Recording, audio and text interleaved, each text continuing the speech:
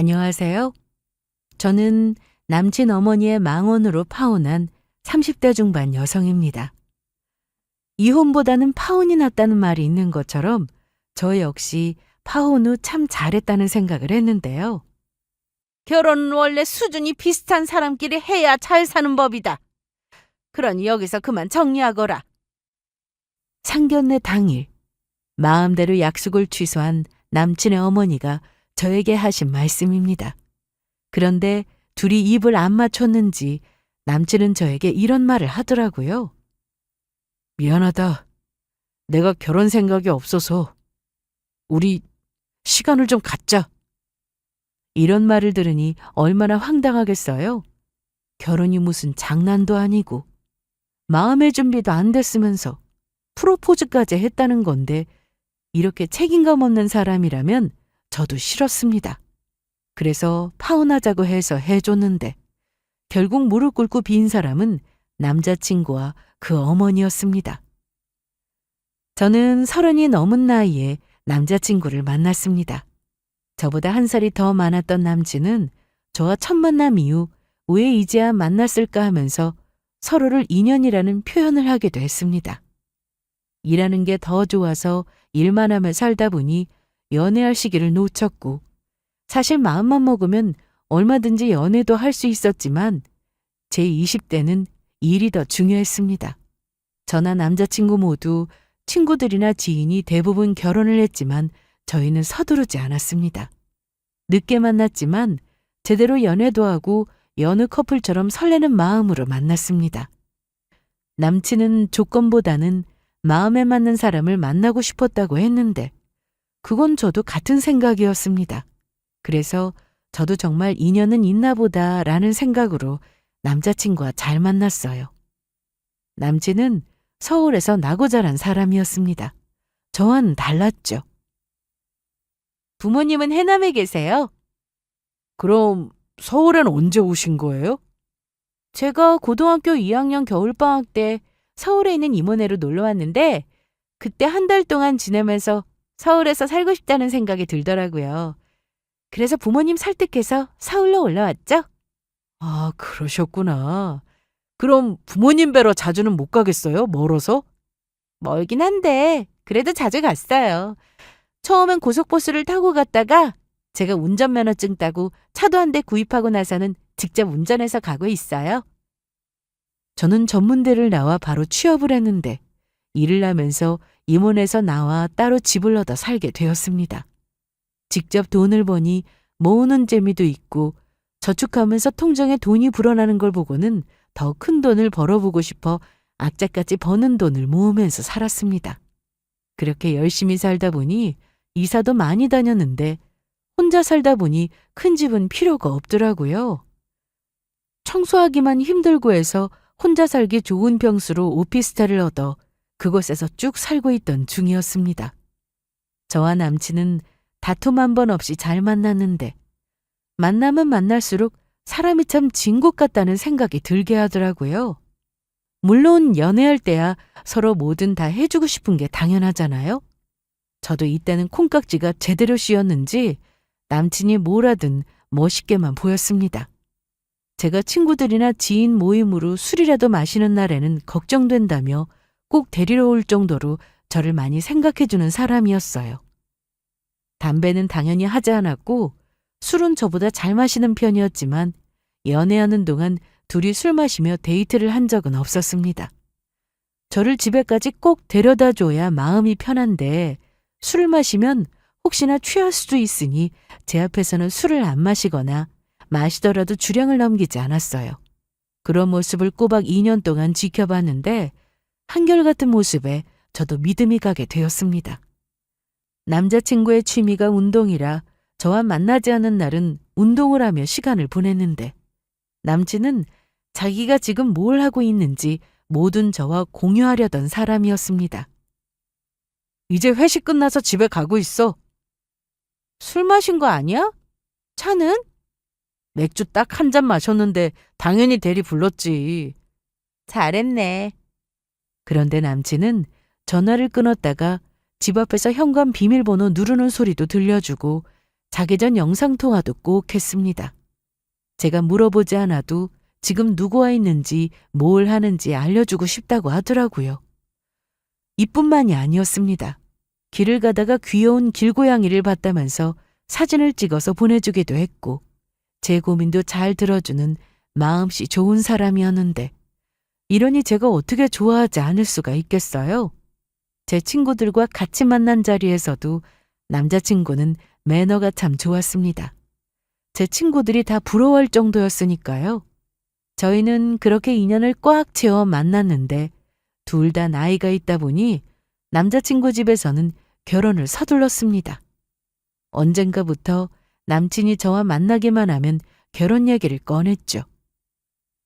난 자기랑 매일 만났다가 헤어지는 게 참 싫어. 그래도 어떡해. 우리 결혼하자. 어? 엄마도 2년씩이나 만났으면 집에 데리고 와서 인사시키고 빨리 결혼부터 하라고 하셔. 자기 엄청 궁금해하신다고. 그래서 얼마 뒤 먼저 남자친구의 집에 인사를 가게 되었습니다. 안녕하세요. 최미진입니다. 반가워요. 우리 태영이가 집에 와서 말을 많이 하는 편은 아니라 이것저것 물어봐도 얘기를 안 해줘서 답답했거든요. 그래요? 집에서도 얘기 많이 할 줄 알았는데 내가 아주 귀찮게 했더니 사진을 보여줬는데 사진으로 본 것보다 실물이 훨씬 예쁘네. 감사합니다. 듣기론 부모님이 멀리 사신다고 하던데. 네, 부모님은 해남에 계세요. 땅끝 마을 해남? 맞아요.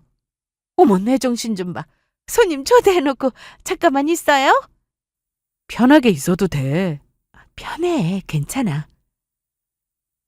남자친구는 인사하는 자리에서도 저를 그렇게 챙겼습니다. 사실 편한 자리는 아니었지만 그래도 많이 긴장하지 않았고 남친의 부모님이 편하게 해주셔서 이런저런 대화를 하다 왔습니다. 다음은 저희 집에 가서 인사를 드릴 차례였는데 서울도 아니고 거리가 좀 있다 보니 남친과 제가 서로 시간을 맞춰야 했습니다.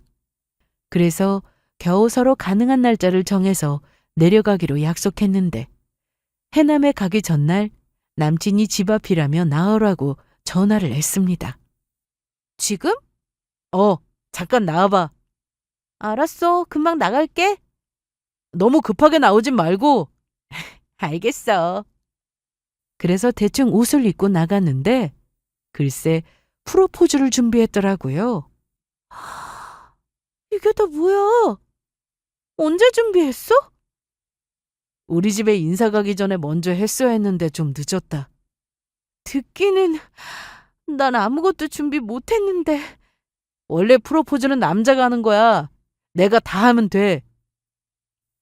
이날 프로포즈를 받으며 남친이 따로 준비한 커플링을 나눠 꼈습니다. 전혀 생각하지 못했던 일이라 감동이 더 컸는데 오히려 준비가 늦었다며 미안해하는 쪽은 남자친구였어요. 처음 만났을 때부터 만나는 내내 언제나 저를 배려해주는 마음이 한결같아 고마웠는데 이날도 역시나 선물까지 준비해놓고 부족한 자기를 만나줘서 고맙다는 말까지 했습니다. 다음 날 저희는 해남에 가기 위해 아침 일찍 만났는데 제 차로 가려고 했는데 남친은 자기가 운전하는 게 낫다면서 굳이 차를 끌고 왔습니다. 아침은 먹었어? 아니, 일어나자마자 바로 나오느라 주스 한 잔 마시고 나왔어. 괜찮아. 가는 길에 휴게소 들러서 뭐 사 먹자. 그럴 줄 알고 내가 김밥 쌌어. 정말? 맛은 모르겠지만 열심히 쌌으니까 먹어봐. 자.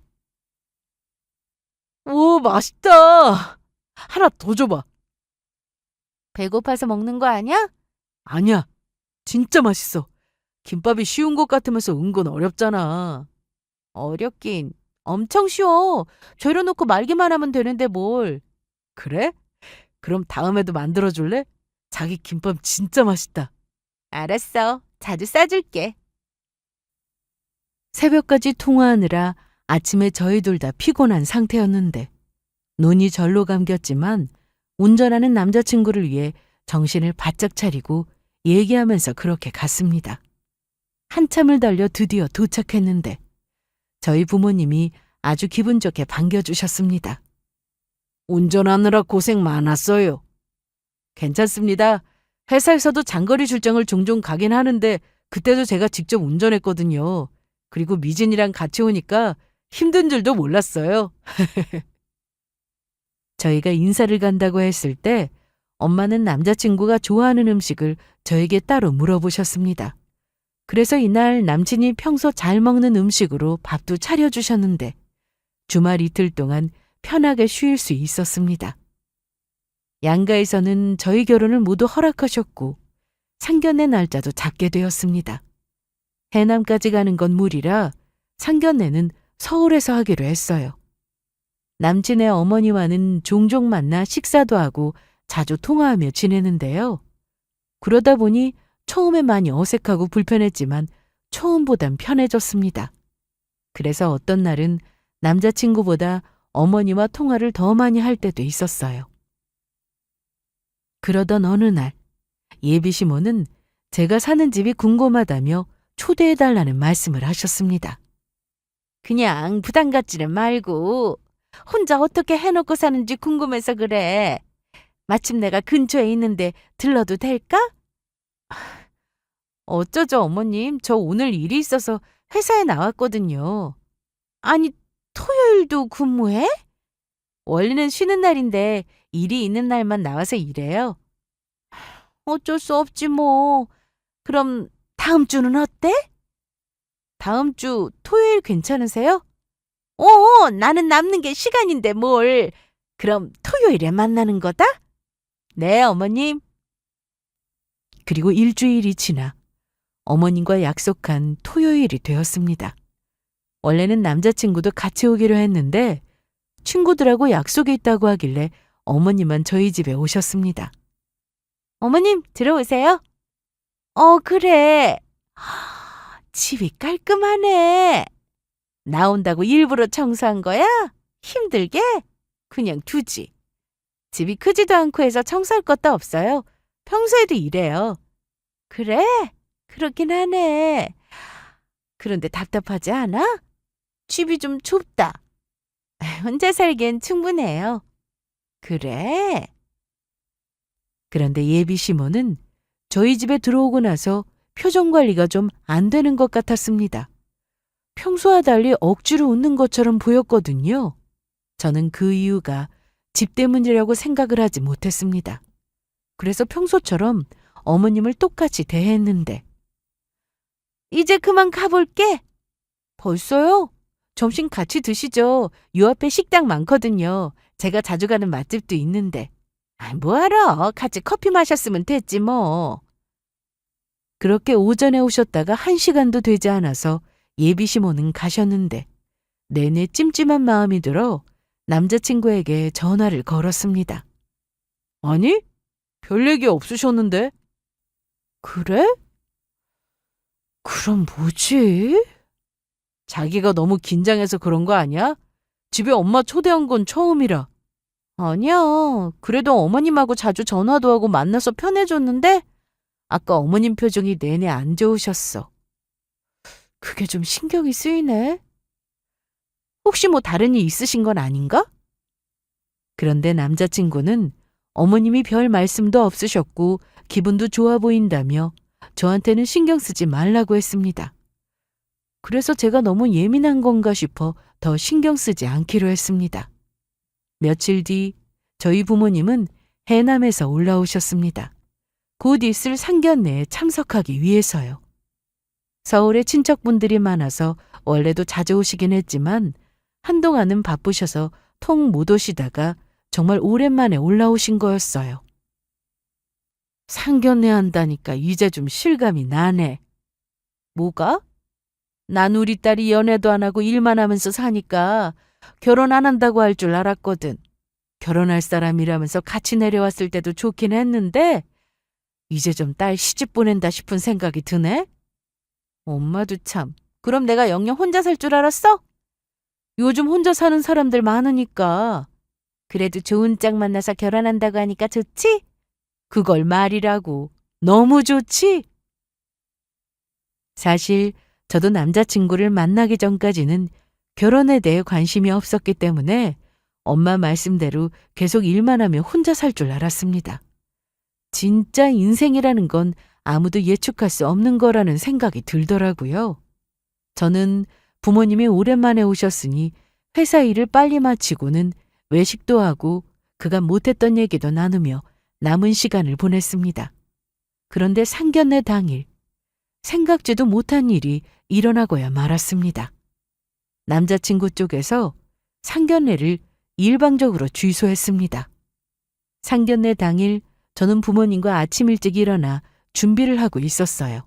그리고 주말이라 혹시나 차가 막힐까 싶어 서둘러 나갔습니다. 그렇게 차에 타고 막 시동을 걸었는데 그때 남자친구에게 전화가 왔습니다. 우리 지금 출발하려고. 자기는? 미진아. 목소리가 왜 그래? 어디 아파? 아니, 그게 아니고 오늘 상견례 못할 것 같아서 전화했어. 갑자기 그게 무슨 소리야? 무슨 일 생겼어? 그건 아니고 그렇게 됐어. 암튼 오늘 우리는 못 나가니까 너 출발했으면 빨리 차 돌려. 내가 다시 전화할게. 너무 황당한 전화였습니다. 왜? 좀 늦는데? 아니, 그게 아니라 취소하자고. 뭐? 취소? 상견례를 취소한다고? 오지 말라고 하는데? 아니, 그게 무슨 말이야? 오지 말라니? 저나 부모님은 좀 어이가 없었습니다. 무슨 일이 있어서 이러는 거면 어떤 사정인지 설명이라도 해야 하는데 그런 말도 없이 무조건 못 나간다고 취소하자고 하니 기가 막혔죠. 그래서 저는 부모님께 죄송하다고 말씀드리고 집에 계시라고 했습니다. 아니, 넌 어디 가려고? 무슨 일인지 알아봐야지. 내가 직접 만나서 물어보려고.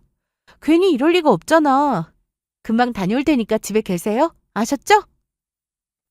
대체 무슨 일인지 이유라도 알아야 이해가 될 것 같아서 혼자 남자친구를 만나러 가기로 했습니다. 그런데 가는 동안 남친에게 전화를 걸었지만 제 전화를 받지 않았습니다. 처음에는 신호가 갔지만 제가 계속 전화를 걸었더니 이번엔 아예 전원이 꺼져 있다고 나오더라고요. 기막힌 저는 어머님께 전화를 걸었습니다. 어머님 역시 제 전화를 안 받으셨는데 5번이나 연이어 전화를 걸었더니 그제야 받으셨어요. 여보세요? 여보세요? 그래. 어머님 어떻게 된 거예요? 갑자기 취소라뇨. 태영 씨는 전화도 안 받고. 전화를 안 받니? 집에 없어요? 그래, 나갔다. 이유가 뭐예요? 무슨 일 있으세요? 이왕 이렇게 된 거 내가 그냥 얘기하마. 우리 태영이가 마음이 약해서 말을 못한 모양인데 넌 결혼이 뭐라고 생각하니? 네? 갑자기 이런 질문에서 당황했나 보구나. 너보다 많이 살아본 사람으로서 말하는데 결혼은 현실이야. 이게 무슨 말이냐 하면 수준이 비슷해야 결혼해서도 잘 산다고. 그러니 여기서 그만 정리해. 우리 태영이한테 듣기로 네가 알뜰하게 저축도 많이 하고 산다고 들었는데 저번에 너 사는 집 가서 보니까 솔직히 좀 그랬어. 집이요? 예비 시모는 그동안 제 조건이 별로 마음에 들지 않았다고 했습니다. 남자친구는 4년제를 나왔고 그래도 나름 인지도 있는 회사에 다니고 있었는데요. 저는 전문대를 나와 평범한 직장에 다니고 있으니 이것부터 차이가 난다고 생각하셨다네요.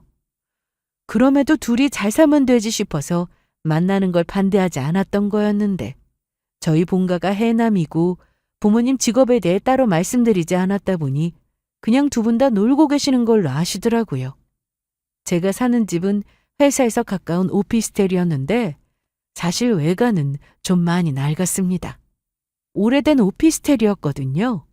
그래도 혼자 사는 거고 회사에서 가까우니 출퇴근하기 편해서 얻은 집이었습니다.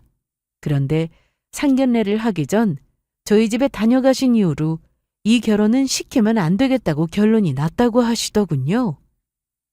내가 그날 너희 집 다녀가고 나서 그 앞에 있는 부동산에 들렀다.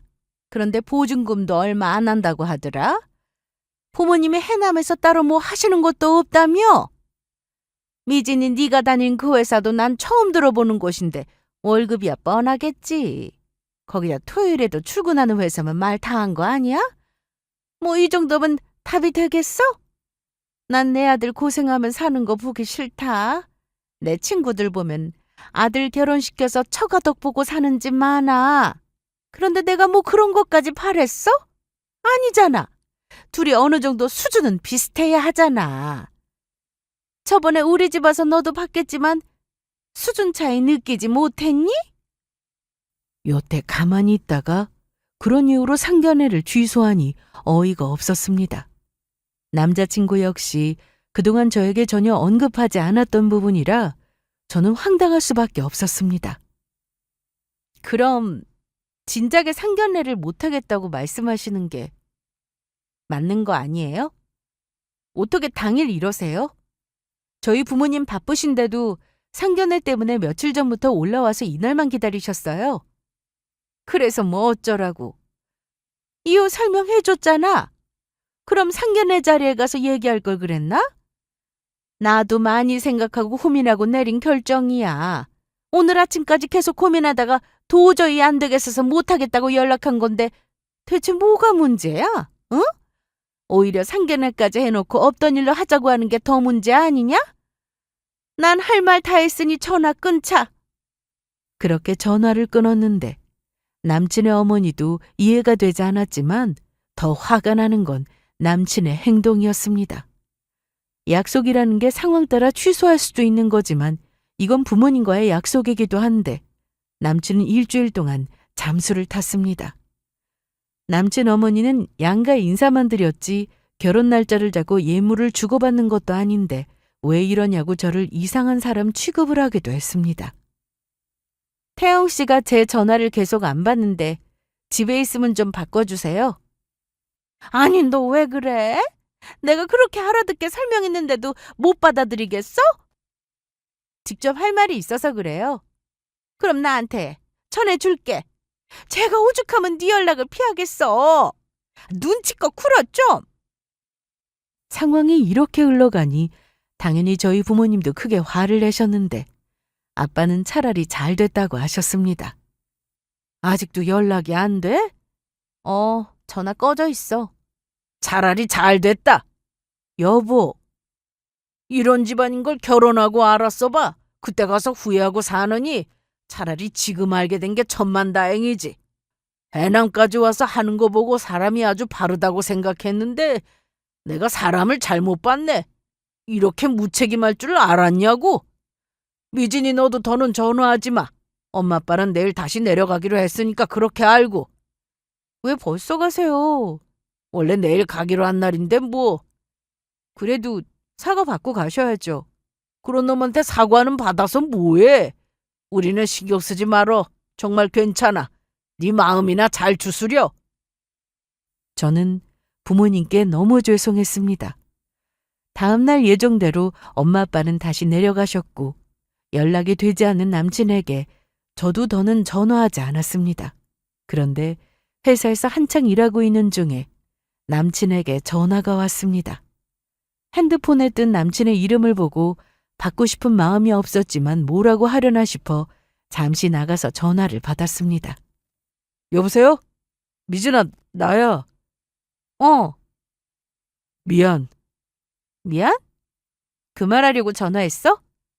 그래도 너랑 나 사이에 끝맺음은 필요할 것 같아서. 그런데 이날 저에게 전화해서 한다는 소리가 저를 더 화나게 만들었습니다. 내가 갑자기 결혼 생각이 없어졌어.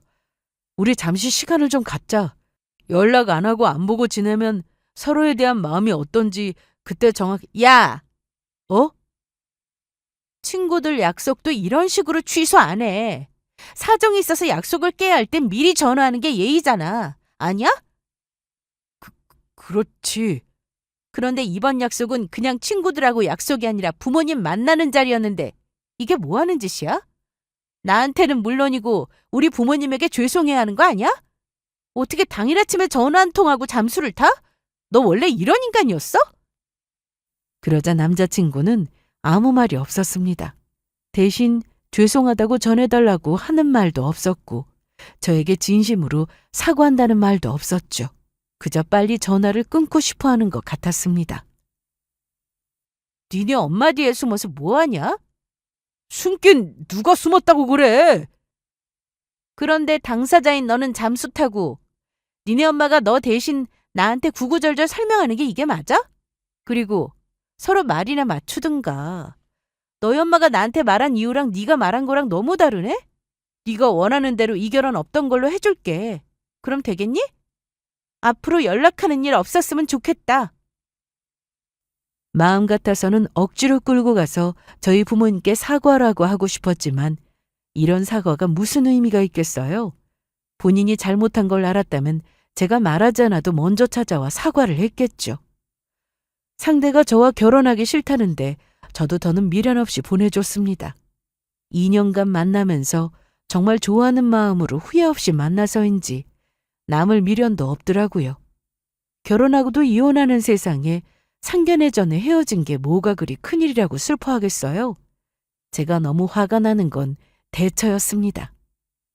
잠수를 타버린 남친을 보며 무책임하다는 생각이 들었는데 연애하는 동안 저에게 보여줬던 모습은 다 가식이었나 싶을 정도로 제가 못 보던 모습이라 아빠의 말씀대로 이제라도 어떤 사람인지 알게 됐으니 그걸로 됐다 생각하고 다 잊기로 했습니다. 그렇게 어이없는 이별을 하고 더는 전 남친을 볼 일은 없을 거라 생각하며 지냈습니다. 그런데 저도 사람이라 한동안 마음이 좋지는 않았습니다. 어이없게 헤어진 것도 기가 막혀서 화가 나는데 그러다 괜찮아지고 또 가끔은 화가 치밀어 올라 그걸 참아내느라 힘들었어요. 그래도 제가 좋아하는 일을 하면서 바쁘게 지냈더니 점점 제 기억 속에서 사라져갔습니다. 부모님도 제가 걱정되었는지 평소보다 더 자주 전화하셨는데 제가 점점 좋아지고 예전처럼 잘 지내게 되자 더는 걱정하지 않으셨습니다.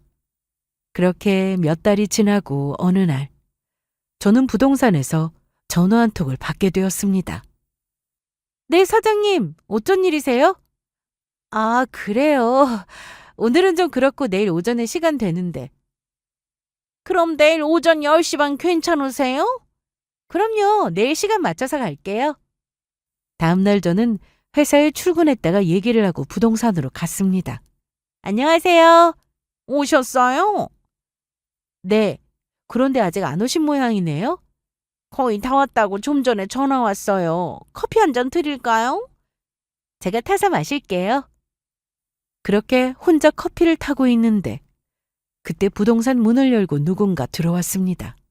당연히 저를 보러 온다는 손님인 줄 알았는데 보니까 전 남친 어머니였습니다.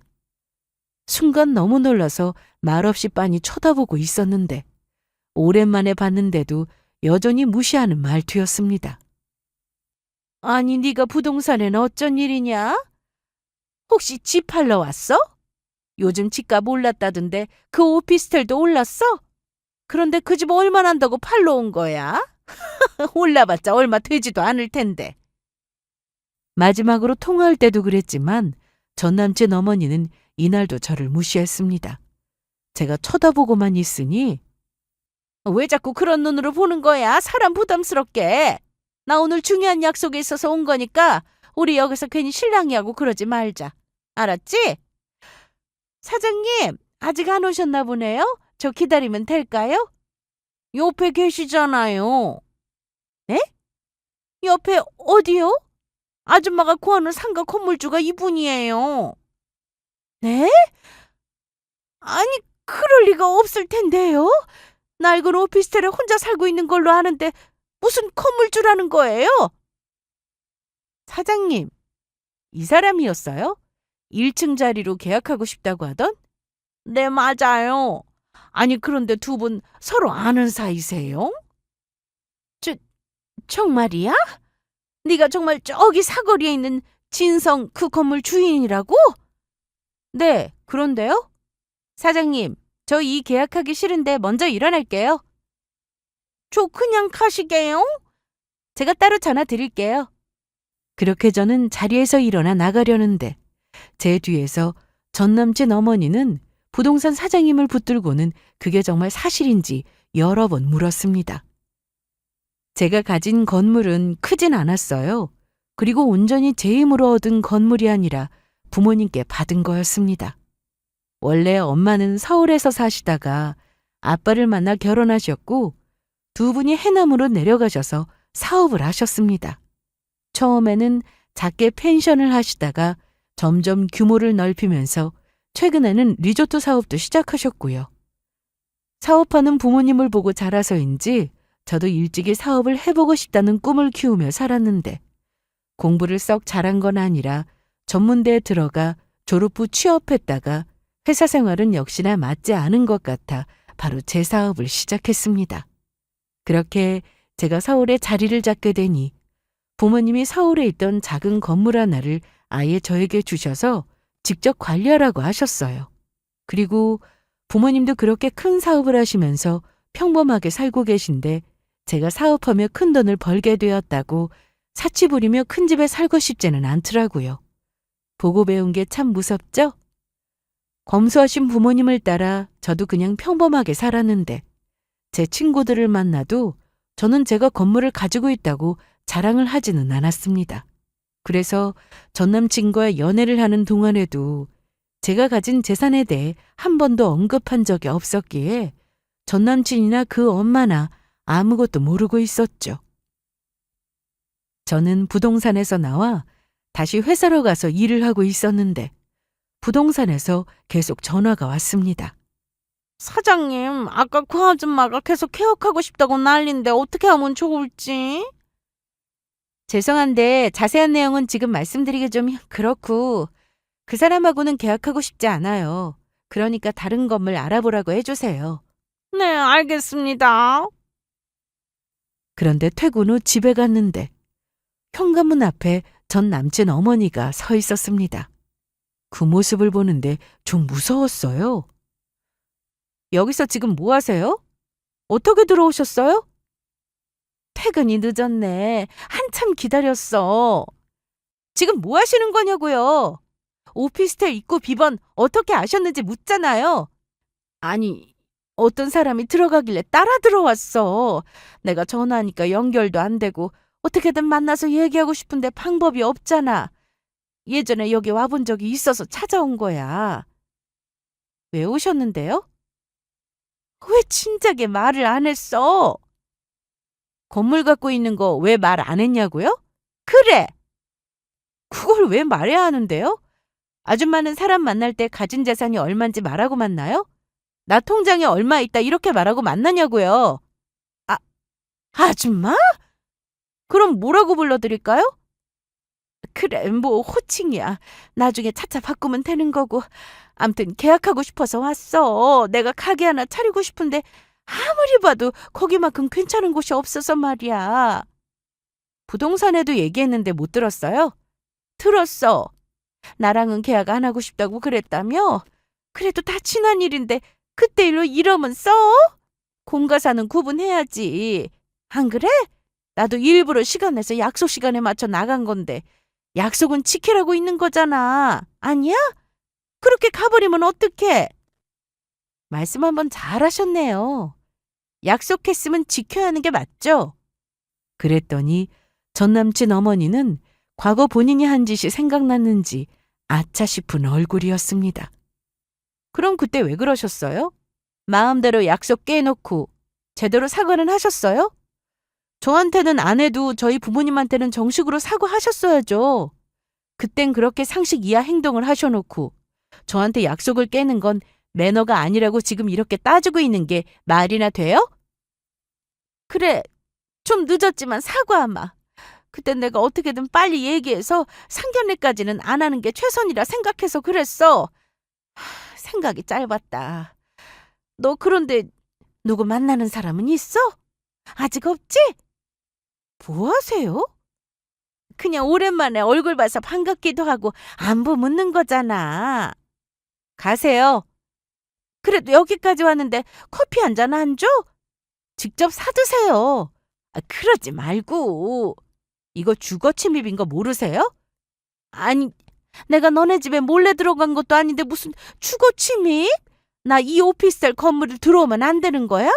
이 오피스텔이 전부 네 건 아니잖아. 저보러 오신 거 아니에요? 제 허락 받으셨어요? 마음대로 들어와서 현관앞까지 왔으면 이것도 주거침입죄 성립된다고 알고 있는데요. 잘 모르시나 본데 그럼 이번에 경찰 만나서 확인해 보세요. 저는 그 자리에서 바로 경찰서에 전화를 걸었습니다. 여보세요?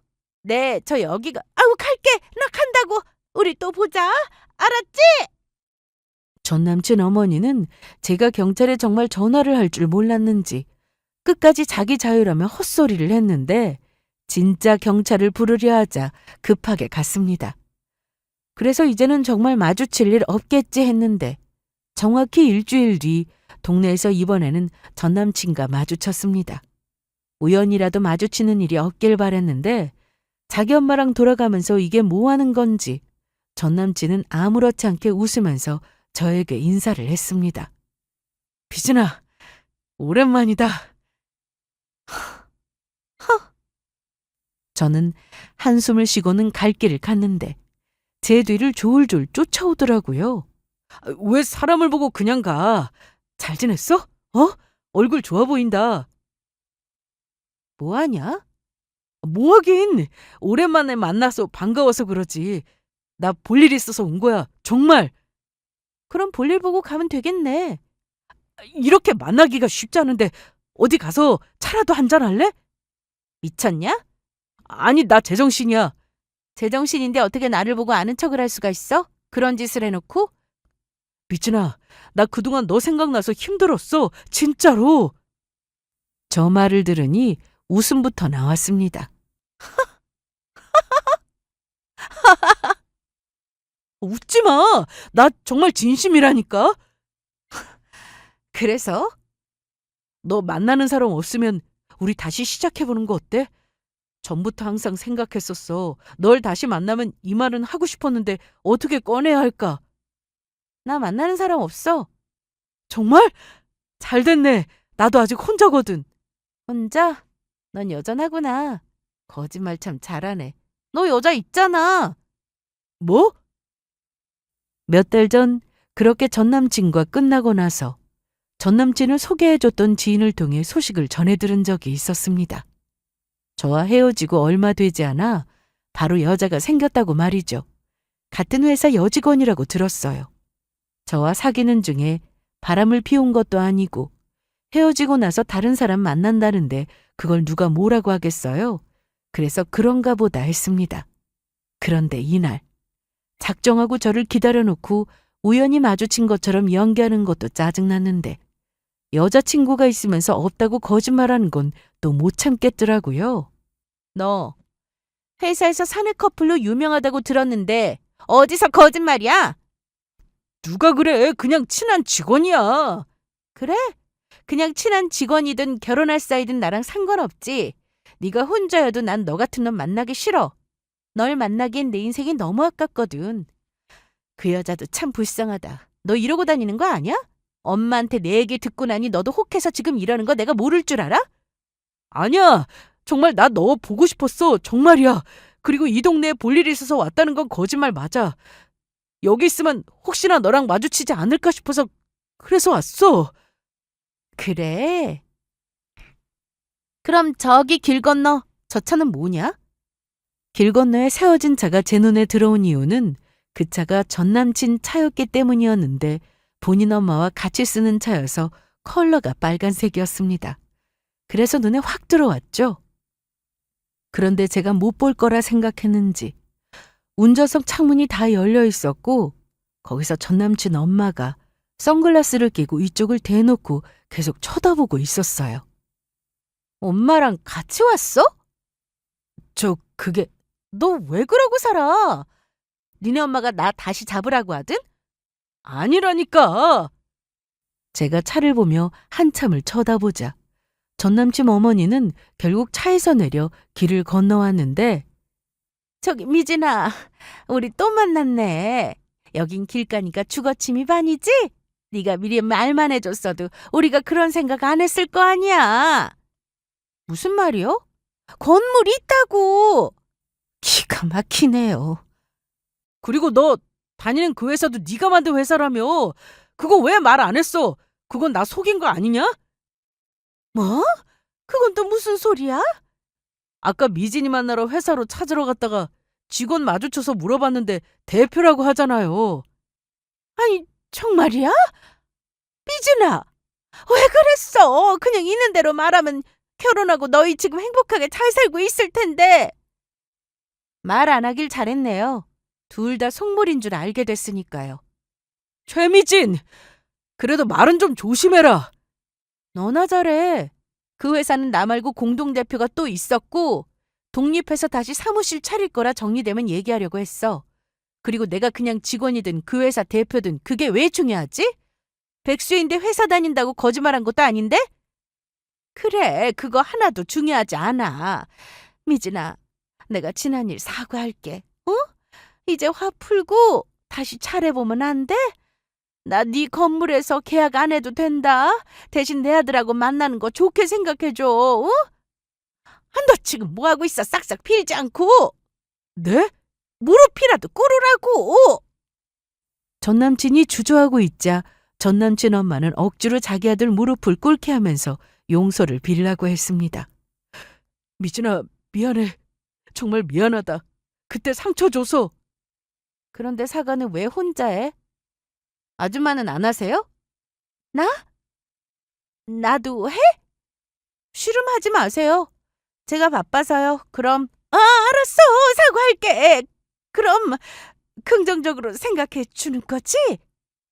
전 남친 엄마는 뭐가 그렇게 급했는지 길바닥에 정말 무릎을 꿇고는 그날 일에 대해 사과했습니다. 내가 시간이 되면 해남까지 직접 사과드리고 싶은데 여건이 안 되니 일단 너한테 먼저 사과할게. 일방적으로 약속 취소하고 너한테 상처 주는 말까지 하고 정말 미안하다. 진심이세요? 그럼 당연하지. 이제 일어나도 돼? 일어나긴. 얼른 더 빌어. 아니, 사과했는데. 넌 어떻게 해남까지 가서 미진이네 부모님의 리조트 사업하는 것도 모르고 오냐, 응? 네?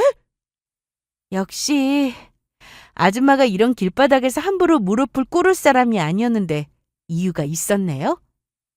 아니, 그게 부동산에서 얘기해줬어. 내가 그날 너한테 말 막 하는 거 보고 해남에서 크게 리조트 사업하는 부모님도 계시다고. 대체 어떤 사이길래 이러냐고 하잖아. 그럼 저 가볼게요. 사과도 받았으니 이제 더는 볼 일 없는 거죠? 긍정적으로 생각해본다고 했잖아. 제가 언제요? 제 입으로 그런 적 없는데요? 그럼 내 아들하고 다시 만날 생각도 없으면서 길바닥에 사람들 다 쳐다보는데 무릎 꿇게 한 거야? 제가 언제 무릎 꿇고 사과하라고 했나요? 어머 세상에. 저 어린 게 어른을 가지고 노네. 야, 너 돈 좀 있다 이거야? 가지고 놀다니요. 수준이 안 맞아서 그런 건데요. 뭐? 결혼은 원래 수준이 비슷한 사람끼리 해야 잘 사는 법이라고 하지 않으셨어요? 아무리 생각해도 저하고 수준이 안 맞네요. 비슷한 수준의 여자 찾아서 결혼시키세요. 그럼 전 이만. 이날 저는 두 사람이 뭐라고 하든 말든 갈 길 갔고 그날 이후 전 남친은 지겹도록 저를 찾아왔는데 다시는 찾아오지 못하게 해줬습니다. 모르는 번호로 저에게 문자와 전화한 내역들, 전 남친이나 그 엄마나 툭하면 집 근처까지 찾아와 서성이는 모습이 담긴 CCTV 영상 등을 가지고 신고했습니다. 이 정도면 스토커 수준이라고 하길래 더 망설일 필요가 없었어요. 결국 접근금지 처분이 내려졌고 전 남친은 이번 사건으로 만나던 여자친구한테 소송까지 당했다고 들었습니다. 둘은 결혼 약속을 한 상태였더라고요. 그래놓고 저한테 다시 만나자고 했으니 이 사실을 안 여자친구가 가만히 있겠어요? 저를 찾아온 적도 있었는데 두 사람 잘에 사귀었다고 들었는데 아직 정리가 안 된 건가요? 저희 곧 결혼할 건데 그쪽 자칫하면 상간녀 되는 거예요. 전 정리 다 끝났는데 계속 찾아오네요. 경찰에 신고까지 했는데 못 들었어요? 정말요? 이거 보세요. 제발 부탁이니까 좀 못 오게 해주시겠어요? 저는 이날 그동안 전 남친이 저에게 다시 잘해보자고 보낸 문자 내역들을 다 보여줬습니다. 결국 전 남친은 파혼 통보를 받았는데 그 여친이 위자료를 청구한다는 얘기를 듣고는 정말 본인들이 한 그대로 돌려받는구나 싶은 생각부터 들었습니다. 저는 그 일이 있고 난 후 얼마 되지 않아 다른 지역으로 이사를 갔습니다. 어차피 사업 확장을 위해 새로운 사무실을 알아봐야 했거든요. 사업은 전부터 잘 되고 있었는데 골치 아픈 일이 완전히 해결되고 나니 일은 술술 더 잘 풀렸습니다. 들리는 얘기로는 전 남친은 결혼을 약속한 여친에게 파혼을 당했고 위자료를 줬다고 하더라고요. 그런데 아직도 그 아줌마는 정신을 못 차렸는지 자기 아들이 만나는 여자마다 퇴짜를 놓는다고 했습니다. 뭐? 대체 왜? 왜긴 왜야. 눈이 높아져서 그렇지. 자기 아들이 미진이 너랑 결혼했으면 건물도 생겨, 사돈이 사업가로 돈도 많아. 그런데 평범한 집 자식이 눈에 들어오겠어? 이제는 무섭다 무서워. 내가 진짜 너한테 사람 잘못 소개해줘서 미안해하는 거 알지? 그만큼 사과했으면 됐어. 다 잊었다니까. 한 번만 더 말하면 나 그때 알았어. 이제 다시 얘기 안 할게. 그리고 그 인간 소식 안 궁금하니까 이제 내 앞에서 말하지 마. 그럴게. 저는 현재 사업에만 몰두하며 지내고 있습니다. 전부터 느꼈지만 저는 일할 때 가장 행복한 것 같습니다. 당장은 누군가를 만나서 연애를 하고 싶다는 생각은 없습니다. 그동안 참 많은 일들이 있어서인지 소개받는 게 너무 싫더라고요. 무섭기도 하고요. 그래서 저는 가족은 물론 제 주변 사람들을 챙기며 제 일 하면서 그렇게 살아갈 생각입니다. 제가 비혼주의자는 아니기에 영원히 혼자 살지는 않겠지만 사업 열심히 하면서 사람 보는 눈도 키우려고요. 언젠가 좋은 사람이 나타나면 저도 가정을 꾸리고 부모님처럼 잘 살고 싶은 생각이 있으니까요. 힘든 일이 지나면 반드시 좋은 일이 오듯이 여러분들도 저처럼 힘든 일을 겪고 계시면 그 뒤에 좋은 일이 생길 거라 믿고 잘 이겨내시길 바랄게요. 그럼 제 사연은 여기서 그만 마칠까 합니다. 잘 들어주셔서 감사합니다.